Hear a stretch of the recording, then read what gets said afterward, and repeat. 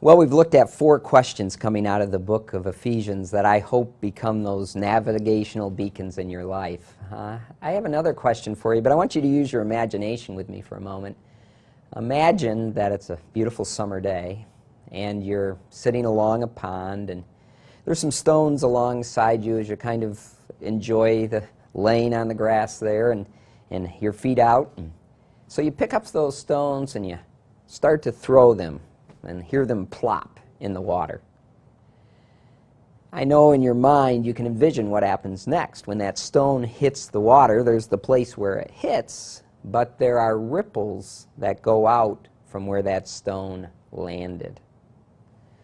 I believe one of the best ways to understand the section of Scripture we're going to dig around in today is to think of it in terms of ripples, what I'll call the relational ripples of life. It all starts with our first and primary relationship, our relationship with Christ and being part of His church. And then it ripples out for those of us who are married to our marriages, the most intimate of human relationships we share. And then for those of us who are parents, it ripples out to our parenting our children. And then it ripples out into our workplaces. And the Apostle Paul in the book of Ephesians talks about those ripples.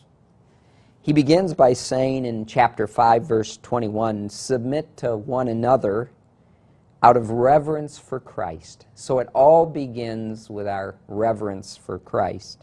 And we're to submit to one another. So our relationships with each other are influenced by that primary relationship with Jesus Christ. And then he goes on to talk about marriage. One of the verses men like to quote, wives, submit to your husbands, submit yourselves to your husbands as you do to the Lord. But gals, your turn comes just a little bit later where it says in verse 25, husbands, love your wives just as Christ loved the church and gave himself up for her. You see these references to as unto the Lord or just as Christ. Our reverence to Christ ripples into our marriage and how wives respond to their husbands and how husbands self-sacrifice in order to serve their wives. So it ripples into marriage, but it doesn't stop there.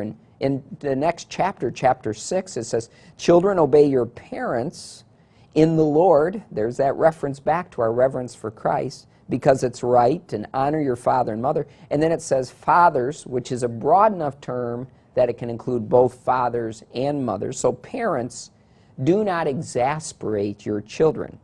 Instead, bring them up in the training and instruction of the Lord. But it doesn't stop there. It goes on to talk about slaves and masters. In our culture today, employees and employers. Employees, obey your earthly bosses with respect and fear, with sincerity of heart, just as you would obey Christ. And employers, treat your employees in the same way.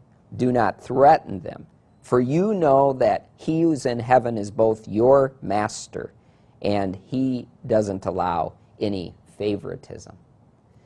You know, these relationships are related to each other. If it's not going well in our relationship with God, that's probably going to ripple into our marriage, and ripple into our family, and ripple into our workplace. But if it is going well in our relationship with God, and our primary relationships in marriage and family are right, then our relationships at church and our relationships in the workplace tend to be right as well. You know, next to God, I think our most powerful relationship for those of us who are married is marriage. Because when we marry someone, we make an exclusive commitment that some of our needs are only going to be met in the context of marriage. That makes a relationship very powerful because it says there are certain needs I have and I'm only going to have those needs met in marriage. And so every day I have to decide, am I going to be a servant as a husband to my wife and to her needs?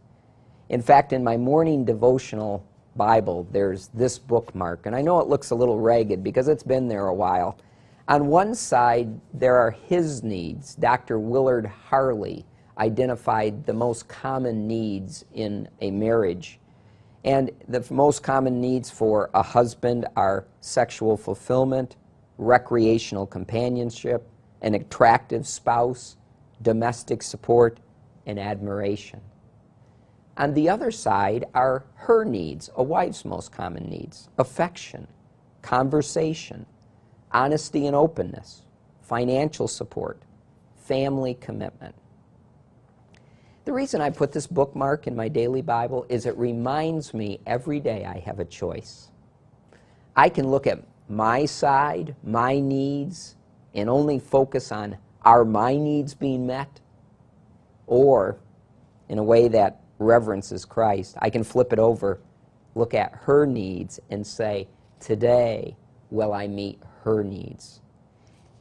This is an important approach to all relationships.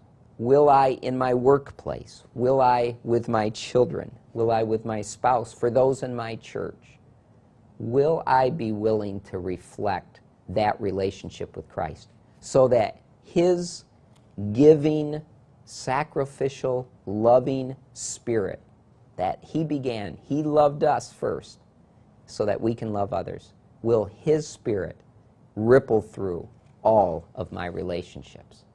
So here's my question. What are the relational ripples of your life?